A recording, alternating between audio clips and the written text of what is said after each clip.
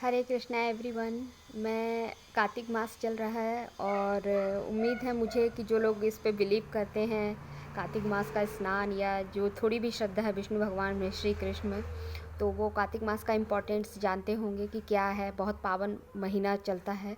इसी महीने में हम विष्णु भगवान की पूजा अर्चना को जब हम करते हैं या सालिग्राम उनके किसी भी स्वरूप की पूजा करते हैं तो हमें बहुत ज़्यादा अक्षय फल रूपण की प्राप्ति होती है। इसी महीने में दिवाली है, धनतेरस है, नरक चतुर्दशी है, भाई दूज है और अच्छे अच्छे सारे त्यौहार हैं। देवउठनी ग्यारस भी है। क्या होता है चतुर्मास में जब श्री विष्णु भगवान सोने चले जाते 4 माह के लिए, तब वो देव उठनी ग्यारस के दिन उठते हैं। उसके बाद से सारे शुभ काम शुरू होते हैं। तो विष्णु भगवान को ये कार्तिक मास बहुत ही प्रिय है और इसमें तुलसी पूजा का विशेष महत्व है। उनकी कथा सुनना, उनकी फेरी लगाना, वहाँ की तुलसी जी के पास हवन करना, खास तौर से शाम को डेली घी का दिया तो ज़रूर जलाना चाहिए तुलसी जी के समीप में। जितना हो सके उतना करना चाहिए। विष्णु भगवान का कोई भी मंत्र, ओम विष्णुवे नमः, ओम नमो भगवते वासुदेवाय नमः, राधे कृष्ण सीताराम, जो भी आप मंत्र आपको अच्छा लगता है वो कर सकते हैं। और कार्तिक मास में जो भी कहानियाँ सुनी जाती हैं, कहानियाँ सब अवेलेबल हैं। छोटी छोटी सी कहानियाँ रहती, वो कहानी सुन सकते कार्तिक मास की। और दीपदान का विशेष महत्व है। तो किसी भी शुभ तिथि, प्रदोष हो गया, एकादशी हो गई, या अभी दिवाली के दिन दीपदान भी कर सकते हैं। कहीं पे भी कर सकते हैं दीपदान, अपने घर के मंदिर पे, घर के कहीं भी मंदिर पे, पवित्र नदी के किनारे, कहीं घाट पे, जो भी आपके पास जैसी भी सुविधा है। तो दीपदान का बहुत महत्व है कार्तिक मास में। और कार्तिक मास को दामोदर मास भी कहा जाता है, जो बाल कृष्ण लीलाओं से संबंधित है।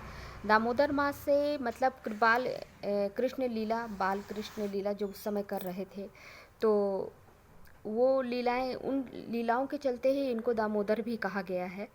कृष्ण भगवान को जब एक समय पे कृष्ण भगवान मखार चुराने के लिए एक ओखल को लेकर के आते हैं और उसको पकड़ के काली मटकी से मक्खन खाने के लिए उस पर चढ़ते हैं।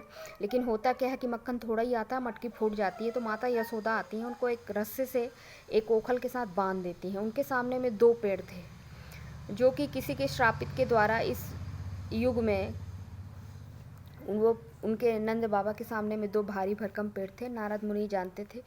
तो अपने आप को रस्से से छुटाने के लिए बाल कृष्ण के स्वरूप वो उस ओखल को घसीटते घसीटते उस पेड़ तक लाते, उसमें फंसाते हैं और खींचते हैं। तो वो दोनों ओखल के दोनों जो पेड़ रहते हैं वो गिर जाते हैं। उनमें से 2 दिव्य आत्माएं निकलती हैं, जो कि किसी श्राप के कारण वहाँ पे आकर, मतलब श्राप भोग रही थी। कितने वर्षों से ना जाने पेड़ के रूप में वो थी।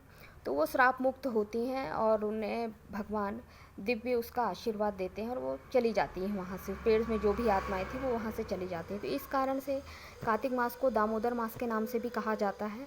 और विशेष ये कृष्ण भगवान को उससे प्रिय है। और देवउठनी ग्यारस को हम तुलसी माता की पूजा, विवाह करते हैं सालिग्राम जी के साथ में, गन्ने का मंडप बना करके। वो सब आप जानते हैं, उसके पीछे की कथा भी जानते हैं।